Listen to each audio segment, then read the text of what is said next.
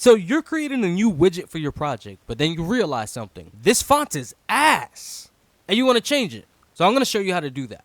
But before we get started, just for reference, the way I'm making this widget pop up, I have a widget that I created, and I'm simply calling it in a level blueprint. Okay, meat and potatoes. You want to change your font, so you have to go to googlefonts.com. If you suffer from short-term memory loss, I'll leave a link to it in the description. Once you get to Google Fonts, simply find the font family that you're interested in, whichever one looks best to you. Once you find it, click on it, and then choose the variation that you want to download. And then once you find the perfect variation, go ahead and click on that as well. After that, click Get Font, and then click the download button next to the font. Once the file is downloaded, open up your file folder on your PC and find the file. Create a new folder and name it the exact same name as the font. After that, you want to get the zip folder that you downloaded from Google Font. Right click and then click on Extract All. Next, click on Browse to find the folder that we just created, and then click on that folder to choose it as the folder to extract all the files to. And now you can see that all of the files are in that folder, so we're good. The next thing we have to do is open up Unreal Engine again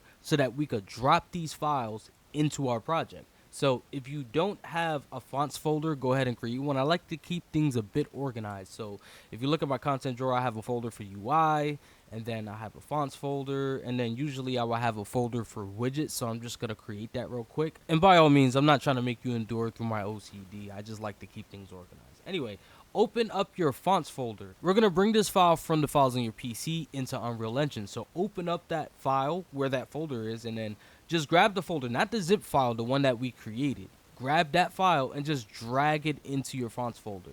And then you're going to click Apply to All, and then you're going to click Yes. This is just going to set your font as the default text. Next thing you're going to do is open up the UI again. So go to your widget, whatever your widget is, and you can simply just change the font. It's that simple. So you go to the appearance section, go under font, and just change the font. So let's say, for example, you want to do a bold. You could just change the font to the bold variation. Or if you want to do extra light, there's extra light. Or if you want to do medium, there's medium, and so on and so forth. And with that, we're done. There's only one thing left to do. We have to change the text since we changed the font. So instead of this font is ass, we're going to change it to this font is not ass. Make it a condition, add a branch, make it true. That was a joke. If this was helpful, make sure you like, subscribe, and hit the notification bell.